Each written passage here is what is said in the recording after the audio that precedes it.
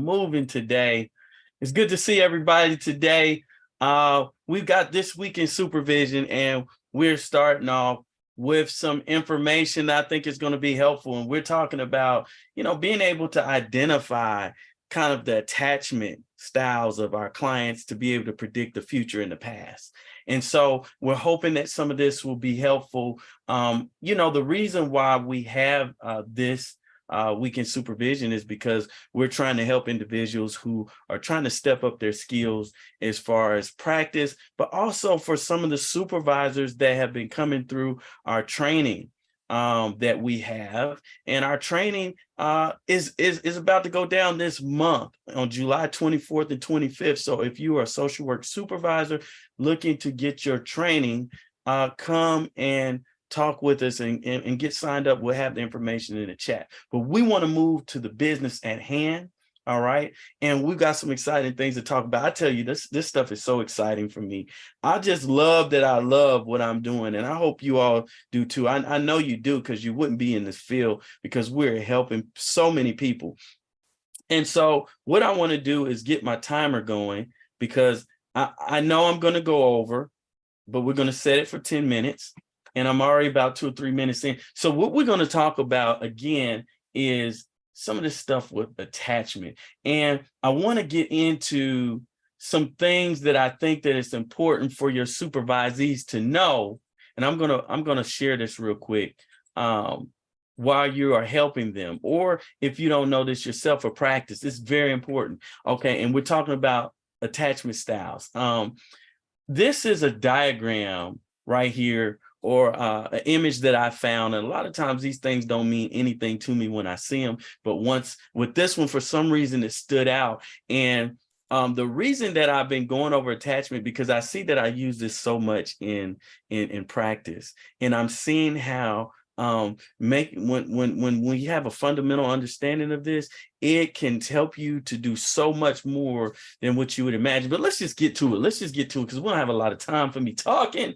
All right. So this diagram is important because it breaks down how we can understand attachment styles. Okay. And what that means. And so here, and we're going to go through this real quick. Here you see secure.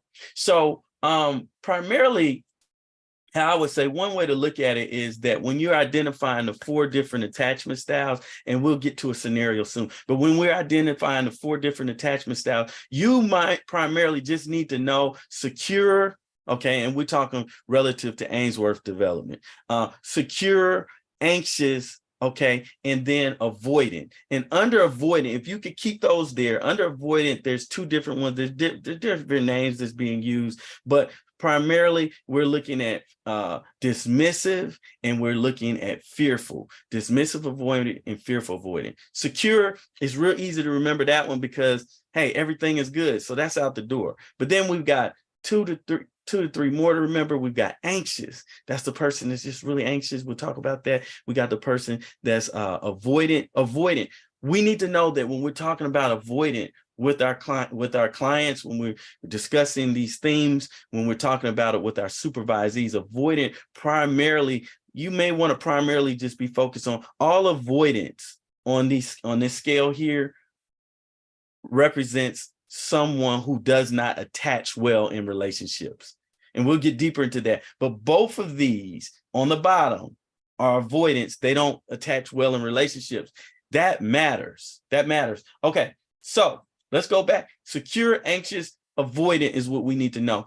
Number 2, the question that you need to be asking yourself when you're assessing yourself, or the question that you need to have your supervisees to kind of look into, is you want to be asking with each individual that you are coming into contact with, that you're doing therapy. It wouldn't be a bad idea to start questioning, number 1, what is this person's view about themselves? Now, this is the data that's going to help us to be able to predict the future and tell the past, right? Okay. So what do they think about themselves? Okay. What do they think about others? Okay. In other words, is their view of self positive, or is their view of others positive or negative, right? Do they trust others? Okay. So now we've got a scenario that we're going to break down. Well, before we go to the scenario, we've got to go through the 4. Golly.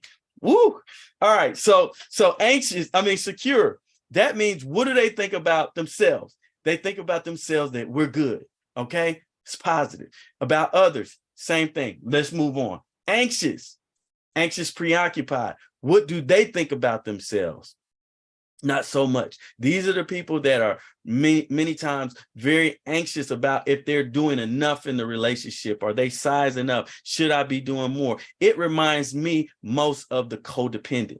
So you might want to just kind of right there, codependent. Just put that in mind. Codependent.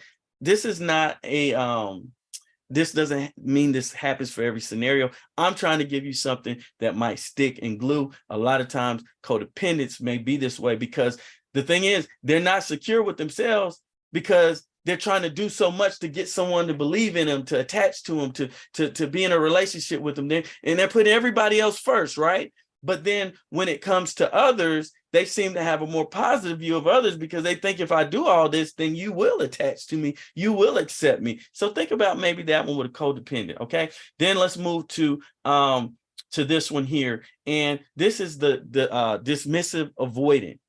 Dismissive avoidant. Okay. What do they think about themselves? They think highly of themselves. I like to, think of this one more so as what we might represent as a narcissist. Now, the narcissist could fall under any other ones, but I'm just saying for the sake of this, so don't beat me up about that, right? The sake of this, let's just refer to this one as a narcissist, which is opposite of this person right here to a degree, the codependent, at least in my example, okay? I'm not the genius on this, but this stuff, it works what I'm telling you, right? So, all right. So if you look at this person right here, the way that they view themselves, look at the DSM definition of what a narcissist is, what they believe about themselves and things like that. They think that they're special. They're preoccupied with their own brilliance, beauty, success, and power, right? Okay, that's the narcissist. They're also conceited and arrogant. They lack empathy. They're just focused, and they'll exploit you because they're focused on themselves. They often feel entitled, like I should get.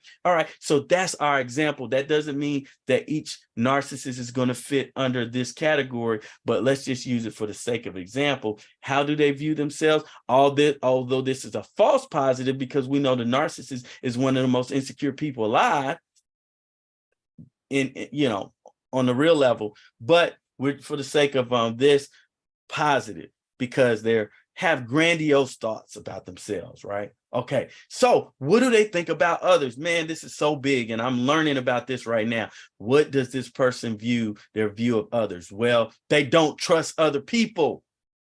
And this is what a lot of times people don't recognize, especially I'm obsessed with narcissists and codependents, obviously. But with the narcissists, we ask the question, why is it that they don't attach? Why is it that they keep someone on the side? Why is it that everything is superficial? We're going to get into that. But the bottom line is they don't trust others. That's all it is. That's why they don't connect. They haven't been put in situations from where they have learned to trust others from other previous experiences they've been exposed to. Okay, we got to move. All right, moving right along. So then we have next on the list here, we have the avoidant or the fearful avoidant. Okay, now remember, avoidant anything, these avoidants don't connect well. They don't do well in relationships. I like to think of this one, again, don't cast stones at me, just for me, as like with someone who's borderline personality disorder. Okay, what would somebody stereotypically that has this situation think about themselves? Well, they don't think that highly of themselves. As a matter of fact, they're very similar in some sense to the anxious, because they're really afraid of abandonment. They're afraid of being left alone, right? But they're fearful of abandonment. And so that makes them fearful of connection. And they also have fear of rejection. So it's like a catch-22. If things get too close, then they get fearful, but then they're always at baseline fearfulness of being rejected. That's typical of a borderline person. Not saying they always fit here, but just for the sake of example, right? So here it is. What do they think about themselves? Not so sure, right? They may stalk you. Okay. Same thing with pre-anxious preoccupied, anxious, they might stalk you too, because they're not so they're not so sure that they're bringing enough to the table, and they're going to make it happen, or they're going to make sure that you don't leave them, right? All right. So what about others? Well, with this particular type, they're fearful of others, so they don't have a big trust in others. They don't trust themselves. They don't have a high standard or high belief in themselves, nor do they trust others very much. And that's just how you do it. So each time you see a person, you want to be thinking about, like, boom, because if you understand this and you understand something about the attachment styles, you'll be able to detail why this happened. Because according to the theory, they're saying, hey, this was due to exposures. This was due to the way your parents and how they connected with you, or how they didn't connect with you. That's the past. And the future tells you, well, this is likely because you didn't get this, how you will respond in today's relationships. Okay, we're almost at we're at about 10 minutes already. So let's go back to our scenario. I created this scenario with the help of ChatGPT, which y'all need to check it out. One day I'm gonna go into how I do this sometimes, but basically I just put in all the features or whatever, and I said, create me a scenario.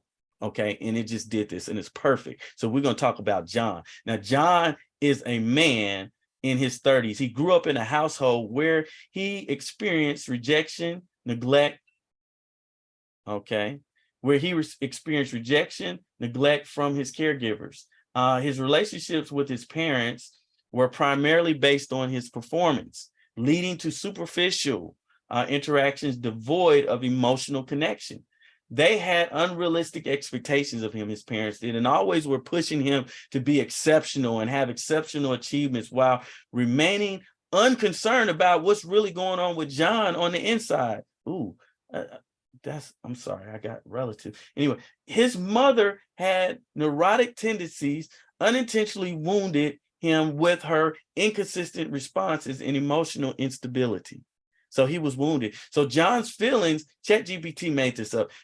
John's feelings were routinely dismissed and validated. His emotional experiences were invalidated. Moreover, he was treated as a special and unique person, fostering a sense of entitlement and inflated self-image. So in other words, his parents would really kind of just make it like he was just the best thing since sliced bread and that type of thing. With no one holding him accountable for his actions, John gradually developed narcissistic traits, becoming dismissive and avoidant in relationships, seeking admiration and control while dismissing the emotional needs of others. Y'all could pause this and kind of read over, but what we're trying to get down is to being able to understand the past, because sometimes you're going to have to bring that out, especially if somebody's been dissociating, blocked all that stuff out. We talked about dissociation last week. And then the future, because if they're a certain type, if they're avoidant, then they don't do well in relationships. And so they come to therapy to try to mend things together so that they can get to a more functional, secure state. So how does John see himself? That might be a question that you would throw at your supervisees. How does John see himself?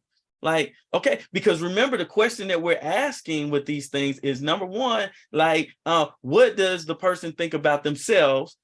And what does the person think about others, right? So how does John see himself? Well, from the profile, just based on the way that he was being treated, sounds like John started kind of getting big on himself, and it said that I think that he was having some narcissistic tendencies. And so we would say here it is. It says it fostered a sense of entitlement and an inflated self-image. So if he's got entitlement and an inflated self-image, then what would that put him? For John, that would put him at seeing others, or seeing himself, is the number one question, as positive, even though we know the real deal. How does he see others according to this situation? Well, when you read the scenario here, he's had rejection and neglect from his caregivers. Things were based on performance, superficial interactions devoid of emotional connection. So did he come up in an environment where he could trust, right? and what was expected of him. You see what I'm saying? And what happened when he didn't perform?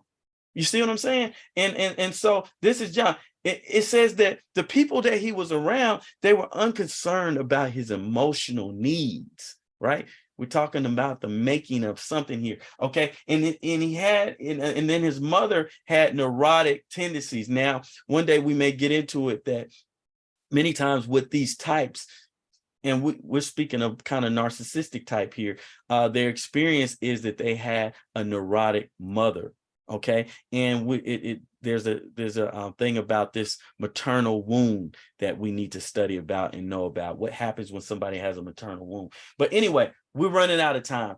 This is kind of how you size it up. We start asking the questions, what will likely be the state of the relationship that John is involved in? What is he, how is he going to be if he's learned not to be attached? And see, this is the thing, when we're working with our clients, sometimes we're not understanding because these people seem like they don't really care about anybody. They seem like they're devoid of an ability to attach. They're just going to cheat. It's going to be super, you know, but the thing is, the question we have to keep asking is, what happened to them? And have they ever really even been taught the tools to attach? Can we really blame them at this point? And so we don't want to be judgmental as therapists, but many times the reason why they're not attaching in relationships is because they don't trust anybody. They haven't been in a situation where they can be emotionally vulnerable and really put their feelings out there without looking at gain, because they're so enmeshed in gain being a part of love and manipulation being a part of love and performing being a part of love, that in a sense they've dissociated from their true self. Well, that's it. That's it for today. I hope this has been helpful for you all. And we're going to try to get into some other stuff next week. We might. I think I'm on vacation. I said that last time, but I hope this has been helpful. Feel free to leave some comments and we'll touch base soon. Take care. Bye-bye.